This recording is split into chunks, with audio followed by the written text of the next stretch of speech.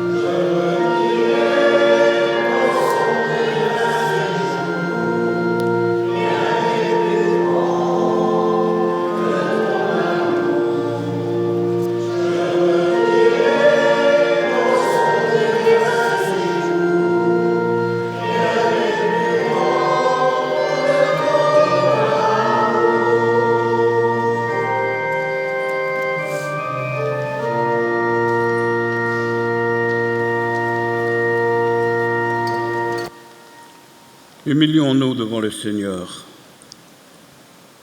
Nous voulons te dire notre désarroi devant la souffrance du monde et reconnaître notre responsabilité, car notre manière de vivre ne transforme pas ce monde. Pardonne-nous d'agir comme des égoïstes et de ne pas aimer notre prochain. Pardonne-nous de t'aimer si mal, d'attendre toujours tes services au lieu d'être à ton service. Pardonne-nous d'oublier que notre vrai bonheur est de t'aimer et de te servir. Accorde-nous ton pardon, qu'il soit notre paix, notre joie et notre force. Nous te le demandons au nom de Jésus. Amen. Et vous savez, Dieu est amour. Dieu nous aime. Dieu nous garde et nous accompagne jour après jour. Il entend la confession de notre cœur. Par Jésus-Christ, notre péché nous est pardonné. Par le Saint-Esprit, la puissance de vie nouvelle nous est accordée. Que Dieu nous mette au cœur l'assurance de son pardon et qu'il nous donne de marcher vers son royaume. Et nous voulons poursuivre cette prière par le cantique de la page 420, le 33-20, les strophes 1 et 4. 33, 20, 1 et 4.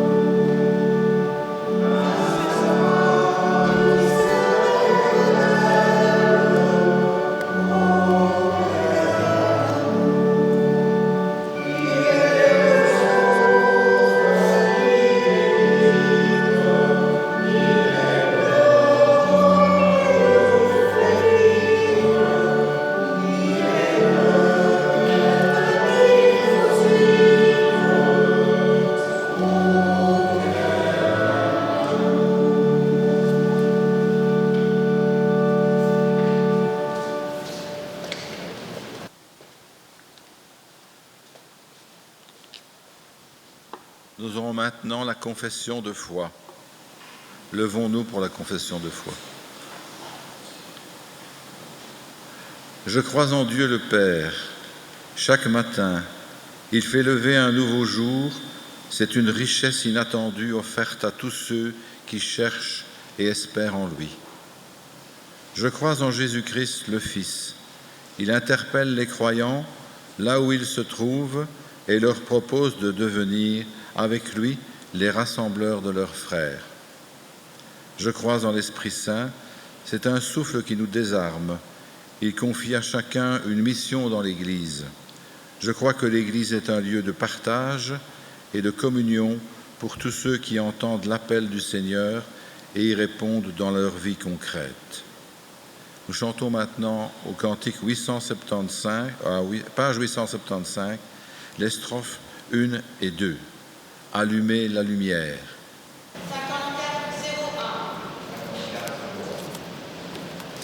51.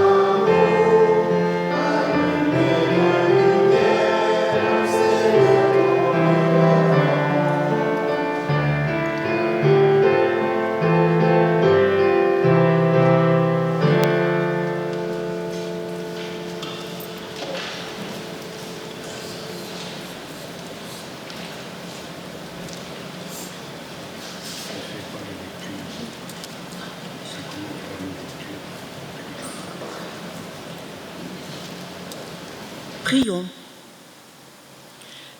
Père, inspire-nous jour après jour des gestes d'offrande.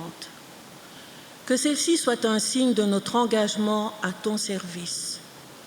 Toi qui, par ton esprit, assembles les croyants en tout lieu de ce monde, inspire celles et ceux qui parlent et rends attentifs celles et ceux qui écoutent, afin que l'Évangile soit la vérité de notre foi, la source de notre amour, la fermeté de notre espérance. Amen.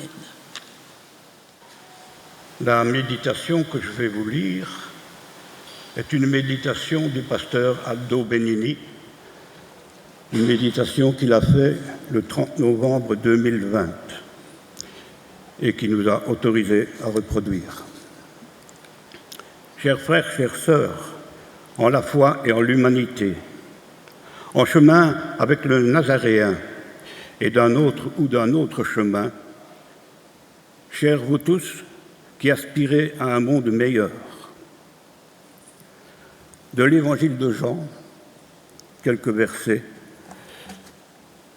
Au commencement était la parole, et la parole était avec Dieu, et la parole était Dieu. Elle est au commencement avec Dieu, tout a été fait par elle, et rien de ce qui a été fait n'a été fait sans elle. Elle était la vie, et la vie était la lumière des hommes. La lumière brille dans les ténèbres, et les ténèbres ne l'ont pas accueillie. Cette lumière était la véritable lumière qui, en venant dans le monde, éclaire tout le monde. Elle était dans le monde, et le monde a été fait par elle, et le monde ne l'a point connue. Personne n'a jamais vu Dieu, le Fils unique, qui est dans le sein du Père, est celui qui l'a fait connaître. C'est une deuxième méditation du temps de l'Avent qu'Aldo a rédigée, au pays de Dieu et au monde d'après. L'autre jour, dit-il, je relisais quelques pages du livre de Douglas Kennedy intitulé « Au pays de Dieu ». L'auteur nous fait découvrir des paysages religieux d'une randonnée de 3 mois dans cette région spécialement du sud des USA, dénommée Bible Belt, c'est-à-dire la ceinture de la Bible. Là, dans une ambiance de libre marché des croyances et sur le fond de conservatisme politique, se rencontrent les familles protestantes les plus rigoristes qu'ils soient. Cet archipel de confessions religieuses d'inspiration biblique se dresse en bastion de la foi et gare à celui qui s'écarte du droit chemin, comme ce malheureux George Tiller, assassiné le 31 mai 2009 par un psychopathe fanatique de l'église luthérienne de Wichita, au Kansas. Son tort, pratiquer des avortements tardifs si et seulement si la grossesse à terme présente un risque pour la santé de la mère. Au pays de Dieu, ce n'est pas un scoop. Bible, Colt, dollars et Jésus font bon ménage. Lors des funérailles du docteur Tiller, des groupes de militants anti-avortement brandissaient des cartes portant l'inscription « Dieu a envoyé le tireur ». Quelques jours après,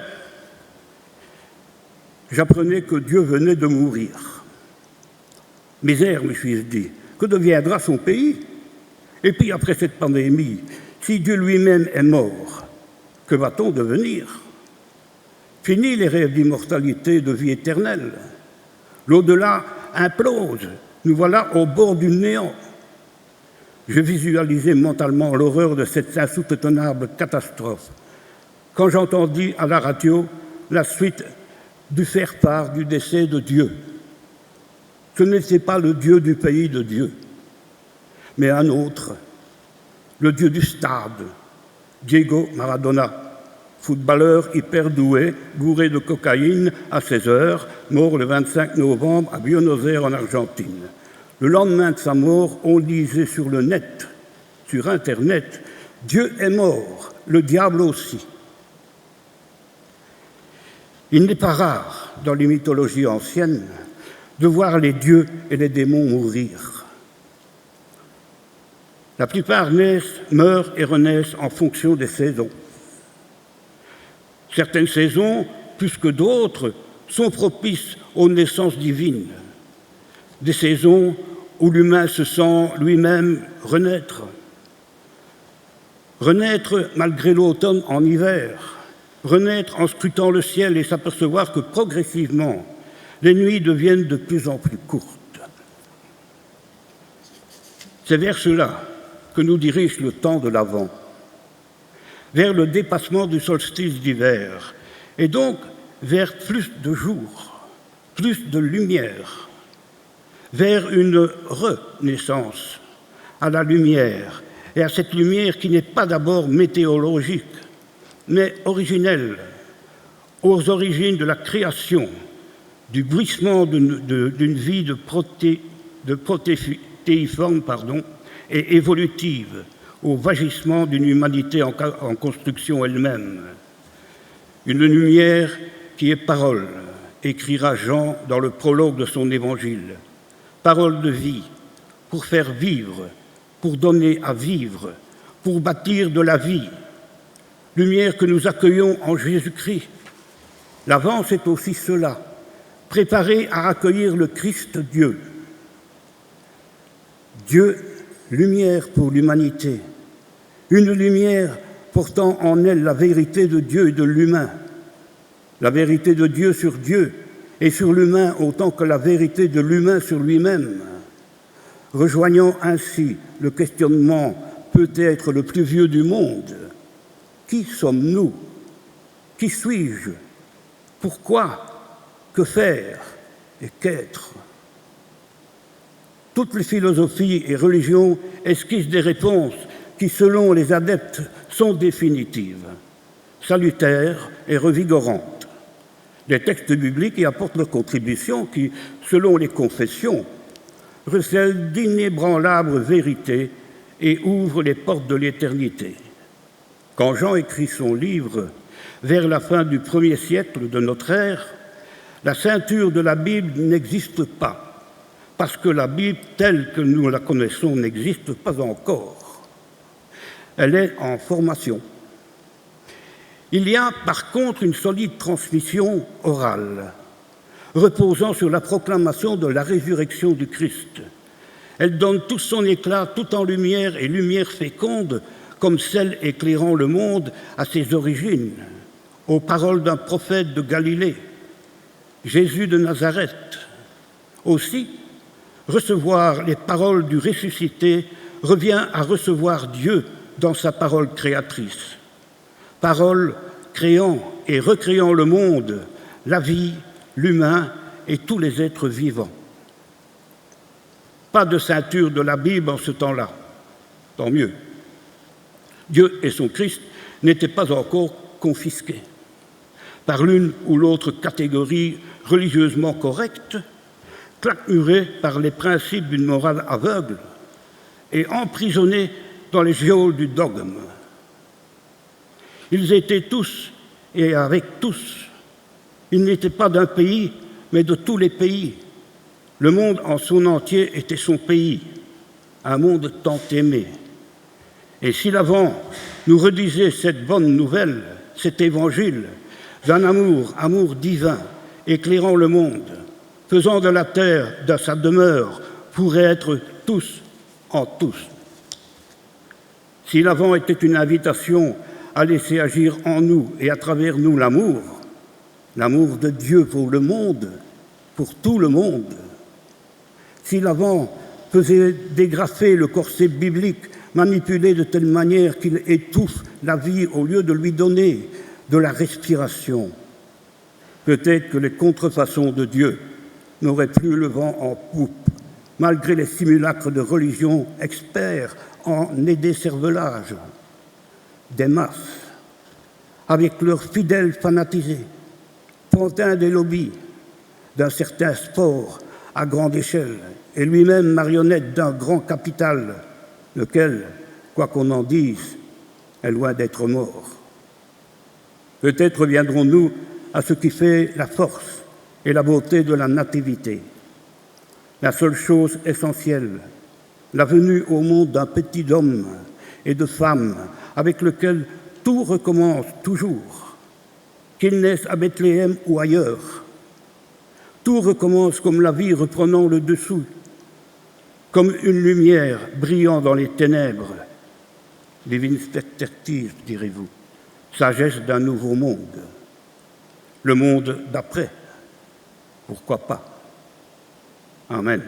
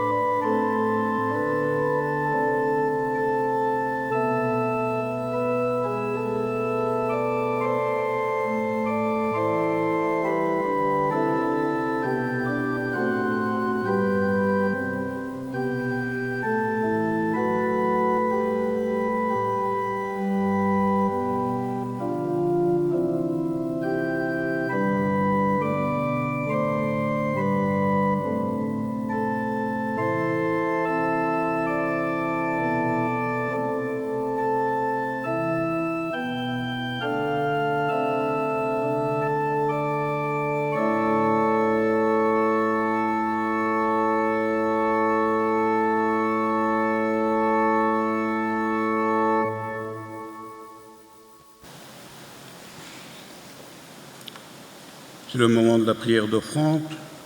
Le second tour de ce jour est destiné à la mission contre la lèpre. Le Seigneur est tellement généreux qu'il surprend nos prévisions.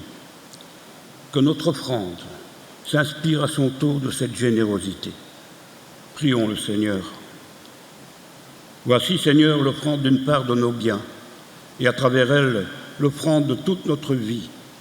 Donne-nous de répondre ainsi à ton appel, à la suite de Jésus, notre Seigneur et Sauveur. Et je vous invite à chanter de la page 667, le cantique 44, 11, les strophes 1 et 2.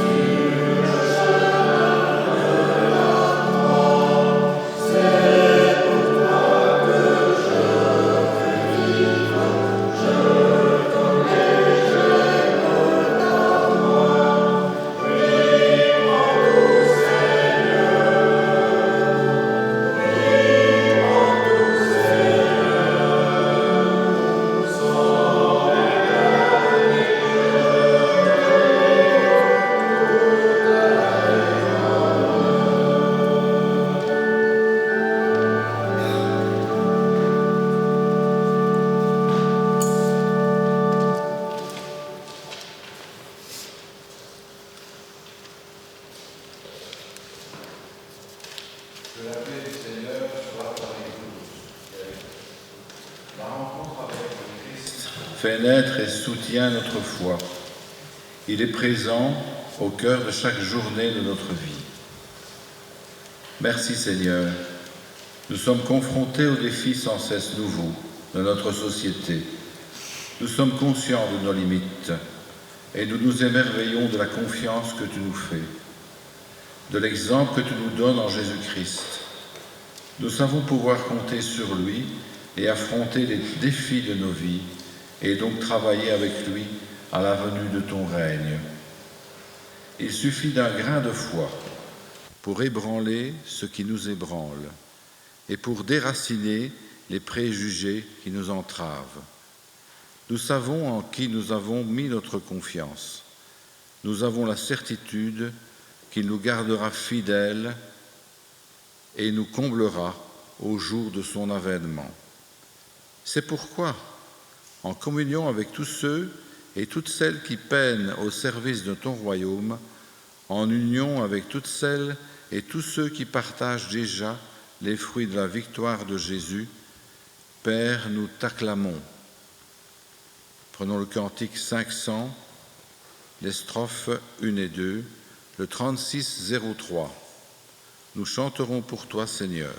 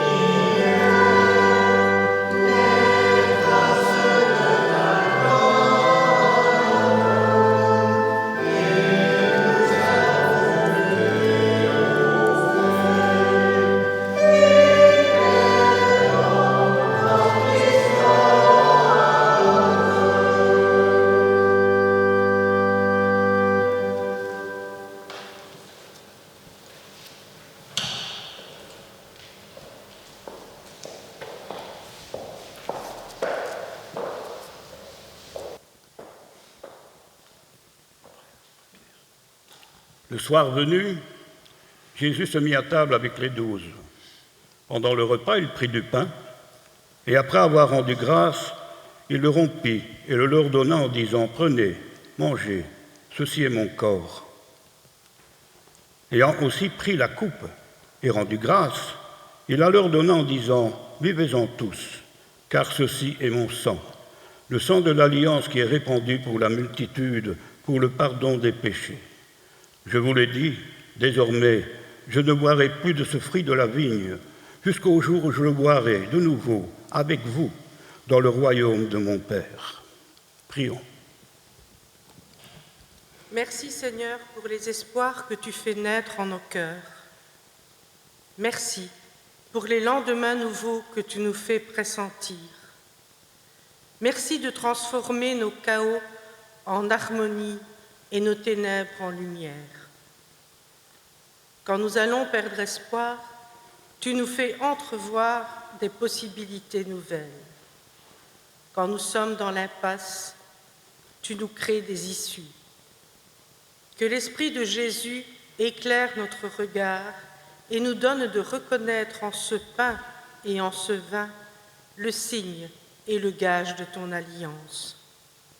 Que cet esprit rassemble des horizons les plus divers tous ceux qui se réclament de ton nom.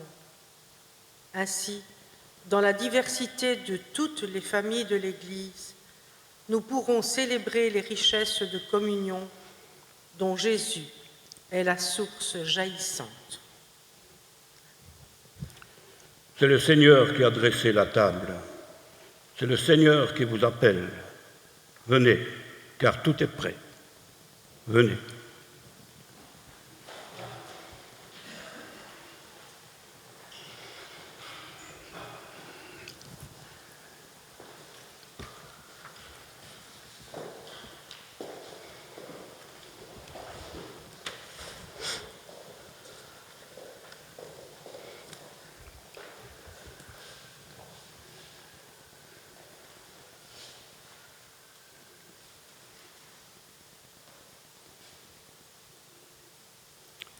Seigneur, avec ce pain et ce vin, nous t'apportons aussi notre vie et celle du monde où nous vivons. Nous les plaçons devant toi avant de les recevoir à nouveau avec émerveillement et reconnaissance. Nous rompons le pain. Il est la communion au corps du Christ. Nous disons merci pour la coupe. C'est la coupe de la nouvelle alliance, la communion au sang du Christ, ce sang qui était versé pour nous. Mangez-en tous, buvez-en tous.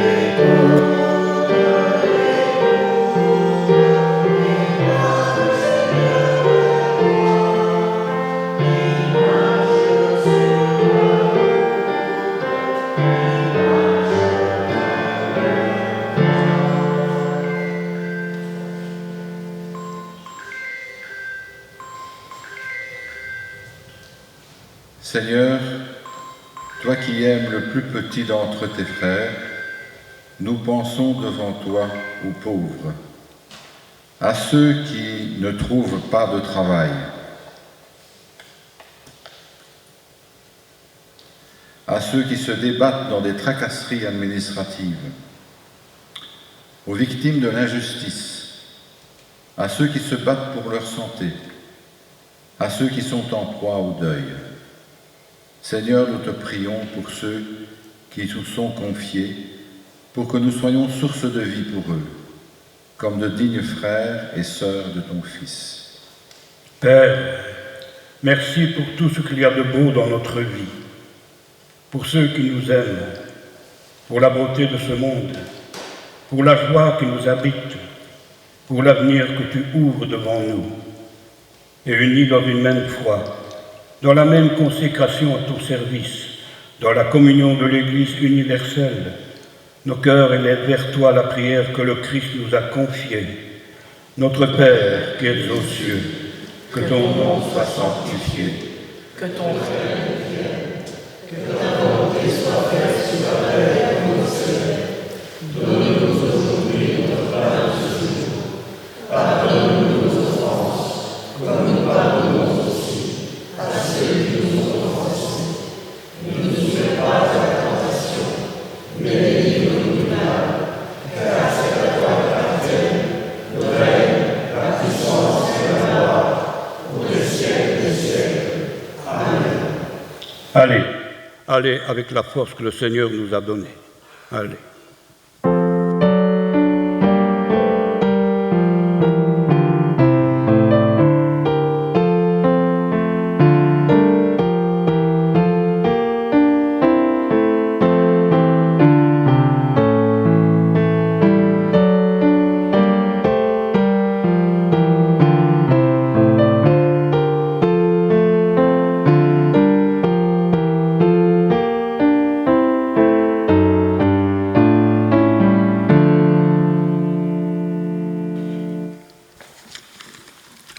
Donc, comme je vous l'ai dit, le deuxième tronc de ce jour est destiné à la mission contre la lèpre. La prochaine réunion de prière se tiendra le 20 décembre à 14 h.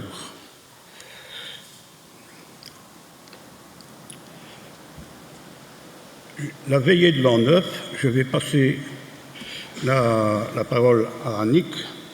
La veillée de l'an 9 en pôle 1 se déroulera bien sûr le 31 décembre. Mais Annick va vous en dire plus.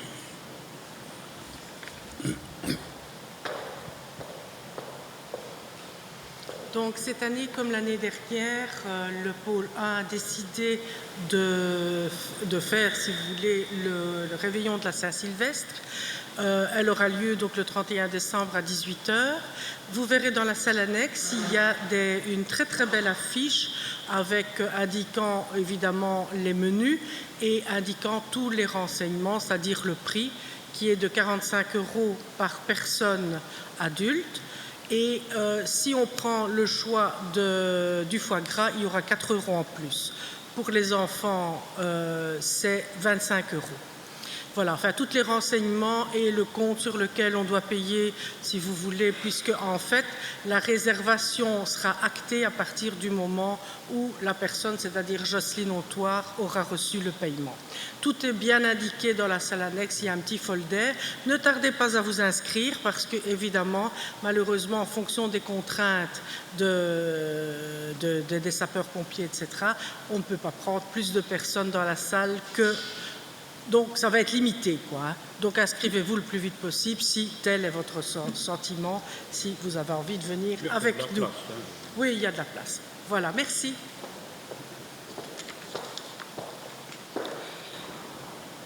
L'autre annonce que je peux vous faire, c'est nos frères de Boussu.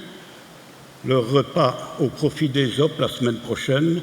Les paroissiens de Carnion y participeront, bien sûr, comme participeront aussi au repas de Dour qui a lieu aujourd'hui à midi.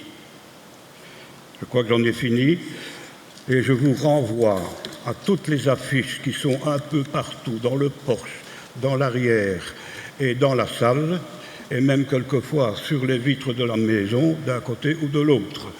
On ne peut rien rater, c'est pas possible. Lydia.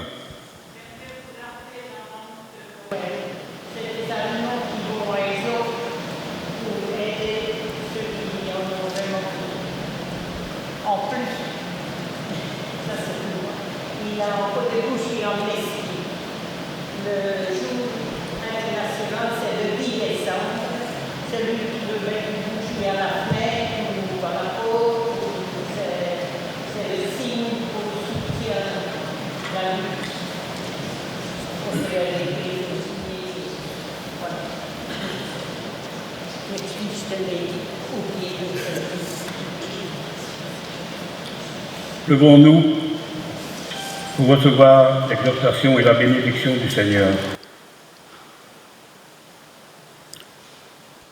Marchez, marchez comme des enfants de lumière, car le fruit de la lumière consiste en toutes sortes de bonté, de justice et de vérité.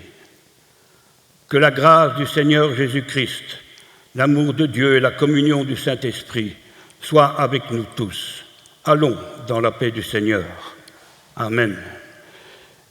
Et nous ponctuons ce culte avec le cantique de la page 529, le 36, 30, les strophes 1 et 2. 36, 30, 1 et 2.